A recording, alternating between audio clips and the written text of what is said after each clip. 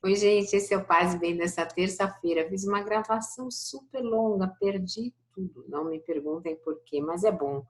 Então, eu queria começar conversando com vocês sobre os aniversariantes da semana. Semana linda, cheia de aniversariantes. Primeiro, Mauro Lopes começou inaugurando a semana. E hoje nós temos Beethoven e temos o Papa Francisco. Papa Francisco nessa luta por inclusão, nessa amorosidade, nessa luta ambiental, nessa liderança política, mesmo para aqueles que, como eu, não compartilham da mesma crença religiosa, da mesma fé, mas que nós precisamos seguir porque ele está dando ao mundo aquela possibilidade de acreditar, de ter esperança. E a esperança é uma porta para o progresso, nós precisamos dessa esperança.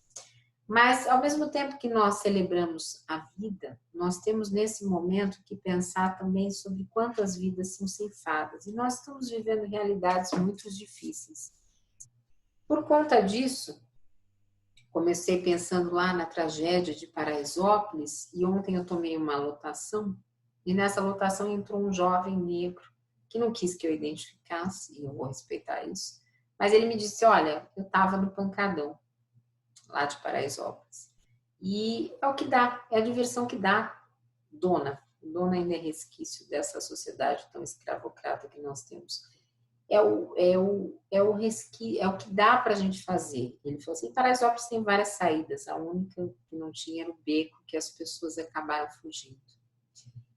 E para nós espíritas, o conceito de ceifar uma vida antes do tempo, antes que ela se extinga, é algo muito grave, porque existe sim um planejamento reencarnatório que conforme que ele precisa ser cumprido. E quando o homem nos tira esse direito, sim, pode haver estados bastante importantes de perturbação.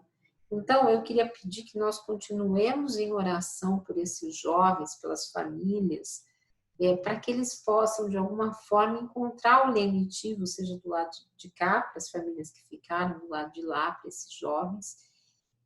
E quando a gente fala sobre vidas ceifadas, eu assisti um documentário que os grupos de esquerda estão recomendando, que se chama Menino 23, no YouTube.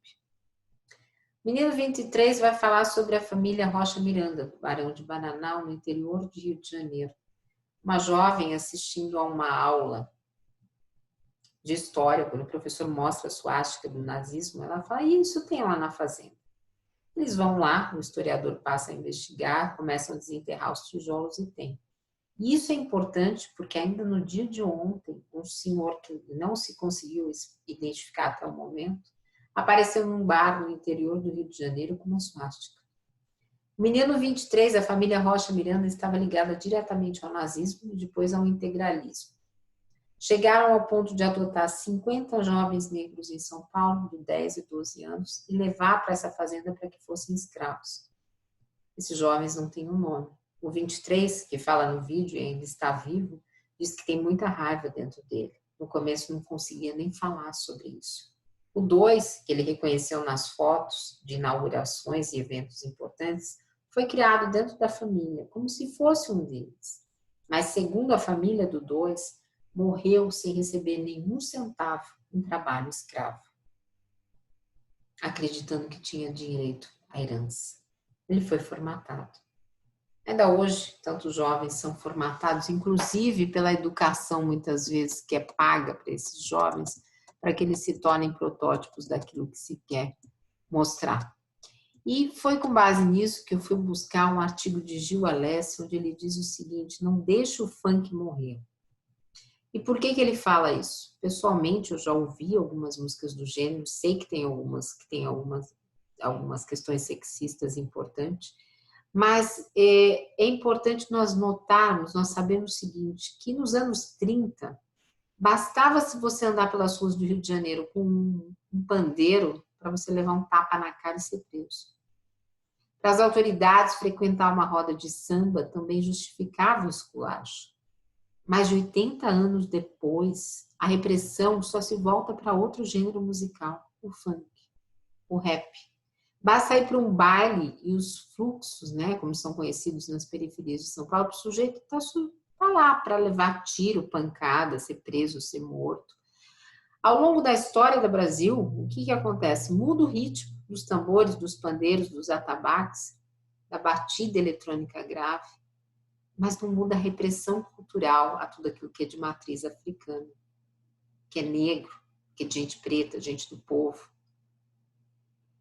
No passado, o sambista era visto como um vagabundo. Recentemente, o desgovernante Mora ainda fez uma fala dessa contra Martinho da Vila. E agora, essas pessoas que estão em outro contexto continuam sendo classificadas como marginal. Nós fizemos um manifesto que o Mauro leu, os espíritas progressistas assinaram em grande peso, um manifesto contra a discriminação das religiões de matriz africana. O Sejus assinou, a Abre Paz, eu assinei, o Mauro assinou, a Dora Encontre assinou, a Universidade Livre Pampédia, a Fernanda Carlos Borges, que está aqui com o grupo de filosofia, no ciclo de filosofia com os alunos da Universidade Federal do ABC, e é minha professora no grupo de filosofia e movimento. Então, pensar como esses corpos estão sendo violentados, esses espíritos estão sendo limitados, porque assim, se tem uma lei que é rigorosamente de Deus para nós espíritas, é a lei de liberdade. Nós temos a liberdade para escolher aquilo que quisermos no momento em que acharmos conveniente, porque Deus nos dá essa liberdade por uma questão pedagógica. Ninguém é obrigado a nada e ninguém está fadado a nada. Claro que o movimento tradicional espírita diz completamente diferente disso, né? Tudo é porque precisa aprender humildade, porque a pessoa está chegando assim numa condição porque fez alguma coisa. Não, nós progressistas não, nós sabemos que a liberdade nos pauta tudo isso. E quando nós falamos dessa desigualdade, essa liberdade já é tolhida, porque tem um artigo no IHU que diz o seguinte, eu esqueci o nome do jornalista, mas eu vou pôr na bio, que a desigualdade rouba até 18 anos da expectativa de vida das pessoas na América Latina. Vou dar alguns exemplos que estão nesse artigo. Em Santiago, dependendo da região da cidade, a diferença de expectativa de vida para as mulheres é de 18 anos e 9 para homens. Na cidade do Panamá, 15 anos para ambos os sexos. Na cidade do México, de 11 anos para os homens e 9 para as mulheres. Buenos Aires, Belo Horizonte, entre 4 e 6. E por aí vai. Então, se nós formos olhar isso pela ótica da espiritualidade, nós chegamos aqui do espiritismo, nós chegamos aqui com um planejamento reencarnatório, com condições para isso e não podemos cumprir porque o homem produz, por ganância e ambição, um ambiente desfavorável que nos ceifa a vida. Aquela existência não é ceifada, a vida não, a vida continua, mas a existência. E esses números destacam a importância de desenvolver práticas de políticas urbanas focadas em reduzir essas condições, de melhorar as condições sociais e ambientais nos bairros mais pobres da América Latina, que é justamente o que nosso aniversariante do dia, o Papa Francisco, está tentando fazer, criar uma consciência ambiental, uma consciência para uma nova ecologia, para uma nova economia, para um novo olhar para os pobres. E daí eu fiquei pensando sobre a música, né? Sobre a música, essa marginalidade. E fui procurar, porque nós também estamos passando por momentos muito difíceis com o assassinato de lideranças indígenas, e descobri que tem um MC que se chama Kunumi, que faz um rapper sobre o povo dele, para tentar chamar atenção para a causa deles, pelo veio artístico dele, mas sobre a demarcação da terra. Ele gravou um que se chama Meu Sangue é Vermelho.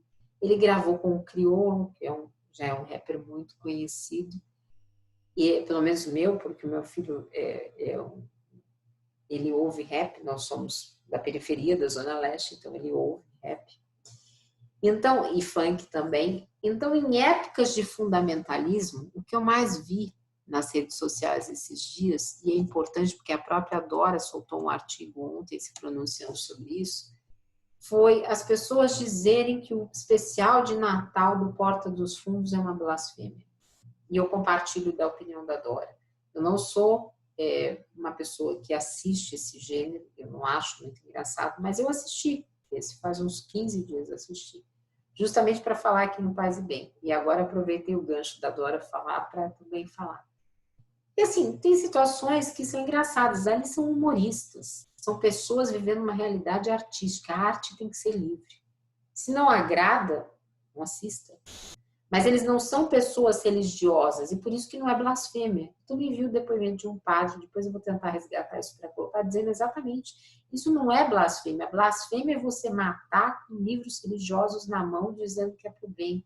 Você enganar o pobre, como eu ouvi ontem um relato do pernambucano que me trazia como motorista na lotação, dizer que tem uma pessoa que com frequência pega a van com ele e que está desesperada porque a mulher pegou todo o dinheiro do 13º dos funcionários e doou para a igreja. Quando ele foi pedir de volta para o pastor disse que ela que estava sã porque ela doou para Deus.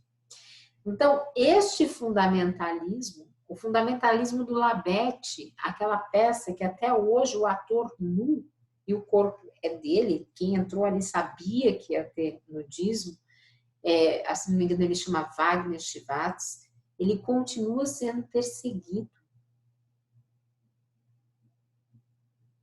Blasfêmia.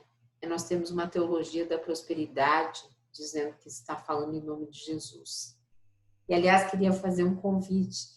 O Gilberto Nascimento, amigo jornalista que estará conosco aqui no canal Paz e Bem, está lançando um livro sobre que está em Causando Incômodo. Hoje, na livraria na Paulista, vou colocar depois o endereço aí, acho que é Paulista 2043, 19 horas, mas tem que chegar antes para pegar a senha, a partir das 18.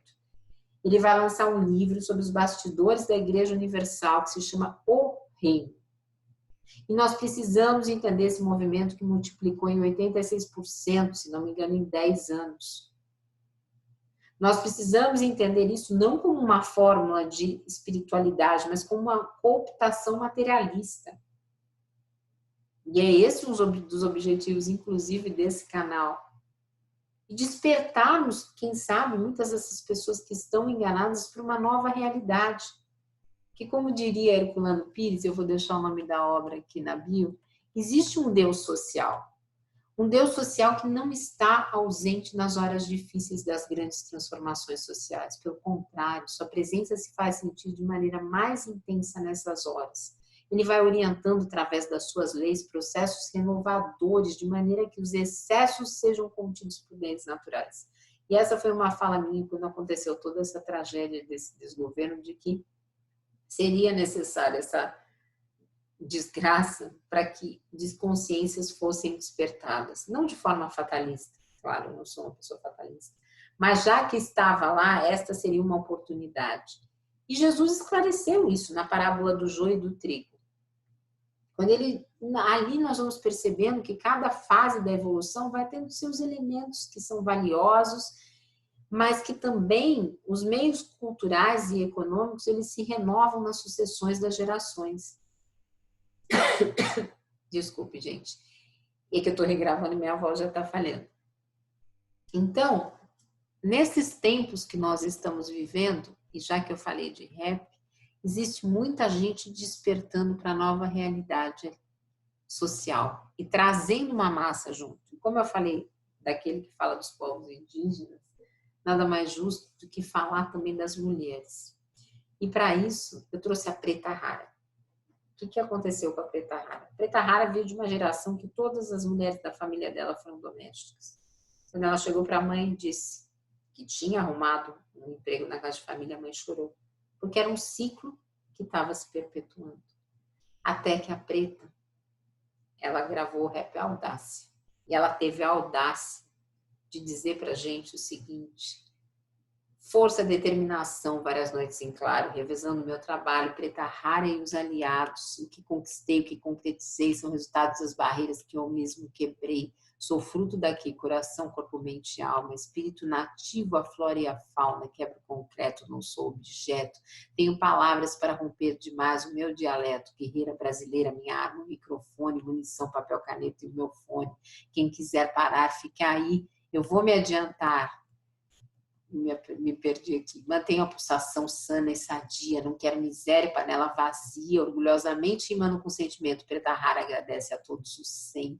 lutei, lutei, não desencantei, lutei, não desacreditei. Preta Rara está aqui mais uma vez para dizer lutei. Chegando com esforço, quem não quer fica para trás, porque não dá. Eu sei que nessa vida posso muito mais. Rap nacional, feminino, original, litoral de Sampa, a garganta que não tranca para mim. Quem me conhece tá ligado no que eu falo. Minha caminhada é de alma, não é embalo. Vida sofrida, mas nunca fui iludida. Com corações e com os pés no chão, não me abalo com qualquer ferida. Da família Fotos, Fernandes são a minha base, sempre me apoiaram, até mesmo nas simples frases.